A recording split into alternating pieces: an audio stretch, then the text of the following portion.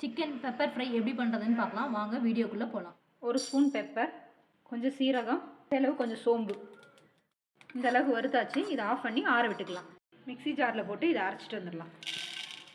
Stove on பண்ணி ஒரு pan வச்சுருக்கோம். அதில் 2 டேபிள் ஸ்பூன் ஆயில் ஆட் பண்ணிக்கலாம். 2 பட்டை சின்னதாக, 3 கிராம்பு, ஒரே ஒரு ரெட் சில்லி, கொஞ்சம் கருவேப்பிலை, 2 பச்சை மிளகாய், ஒரு வெங்காயம் பெருசாக கட் பண்ணி வச்சுருக்கோம், அதையும் ஆட் பண்ணிக்கலாம்.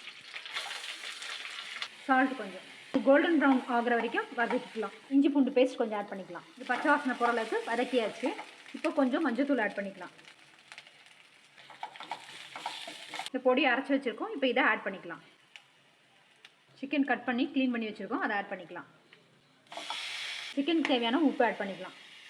இப்போ இதை இந்த மசாலாவோட மிக்ஸ் பண்ணிடலாம். நம்ம முதல்ல எண்ணெய் ஊற்றிருக்கோம், அந்த எண்ணெயிலே இது வெந்துடும். பத்தலைன்னா நம்ம கொஞ்சம் தண்ணி ஆட் பண்ணி வேக வச்சுக்கலாம். இது நல்லா வெந்துருச்சு, இதை இப்போ ஆஃப் பண்ணிடலாம். இப்போ நம்ம சுவையான சிக்கன் பெப்பர் ஃப்ரை ரெடி. இது மாதிரி இன்னும் நிறைய ரெசிபி பார்க்க நம்ம FRB கிச்சனை சப்ஸ்கிரைப் பண்ணிக்கிங்க. தேங்க்யூ.